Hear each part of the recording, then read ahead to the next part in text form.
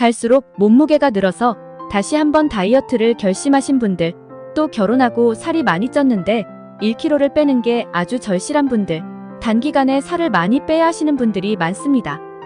다이어트를 한다고 하면 보통 운동도 하나도 안 하고 걷지도 않고 식단으로만 뺀다고 하신다고 하면 100% 실패하거든요. 식단만 해서는 겨우 살을 뺀다고 해도 기운이 없어서 일상생활도 제대로 못하고 또 생활도 제대로 못하는 분들을 많이 보게 됩니다.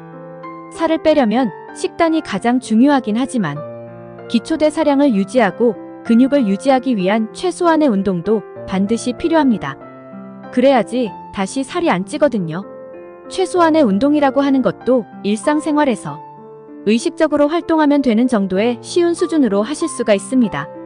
지금부터 100일 만에 체지방 10kg를 빠르고 건강하게 뺄 수 있는 식단과 운동을 알려드리도록 하겠습니다.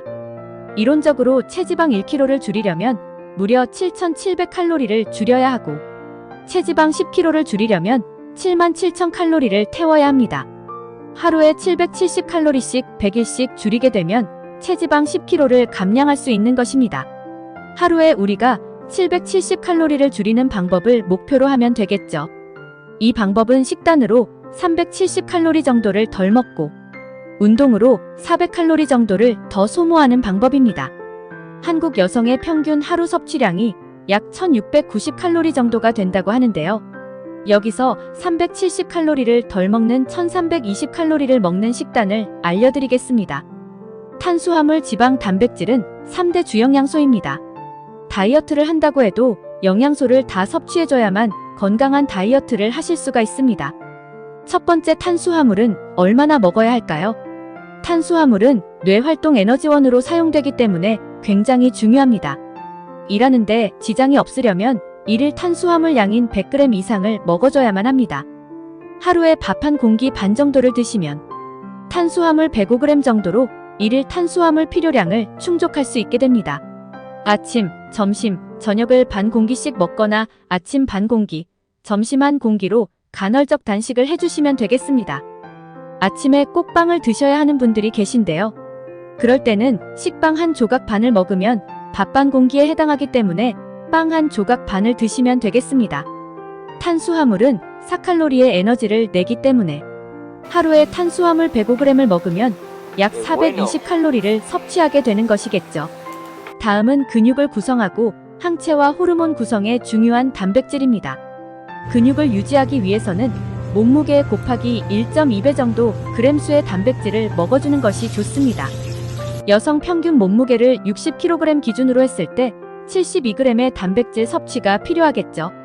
72g을 만족시키는 하루 약 74.5g의 단백질 섭취하는 방법을 알려드리겠습니다. 닭가슴살 한 덩이, 달걀 한 개, 두부 한 모를 매일 드시고 반찬으로 연어, 돼지, 안심, 소고기, 우둔살, 생선 100g을 번갈아서 드시면서 단백질 72g을 섭취할 수 있는 방법입니다. 또한 이렇게 드시게 되면 동물성, 식물성 단백질까지 밸런스 있게 맞출 수 있게 됩니다.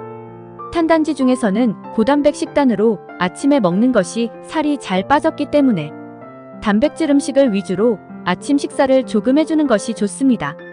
하루에 단백질 74.5g을 먹으면 298칼로리의 섭취를 하게 됩니다. 지방입니다.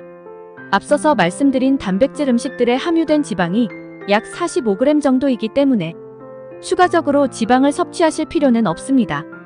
여러 연구들을 통해서 하루 탄수화물 50g에서 200g을 먹는 식단을 할 경우에 지방은 30%를 먹어주는 것이 체중 감량에 효과가 크고 건강에 이상이 없는 가장 이상적인 비율이었습니다. 지방 45g은 전체 식단 1320칼로리의 30%에 해당합니다. 이미 이상적인 지방 섭취가 된 것이죠. 45g의 지방을 먹게 되면 405칼로리의 섭취를 하게 된 것입니다. 마지막 남은 채소입니다. 탄수화물, 단백질, 지방 이외에도 우리 몸은 섭취해야 할 영양소들이 많습니다. 채소가 최소 4가지에서 6가지가 섞인 샐러드를 한 끼로 먹는 것을 추천드립니다. 채소 샐러드의 칼로리는 칼로리가 높은 편인 시저 샐러드를 기준으로 하여서 140칼로리로 설정했습니다. 탄수화물 420칼로리, 단백질 298칼로리, 지방 405, 샐러드 140, 기타 67칼로리를 먹게 되어서 하루에 1320칼로리를 섭취하게 됩니다.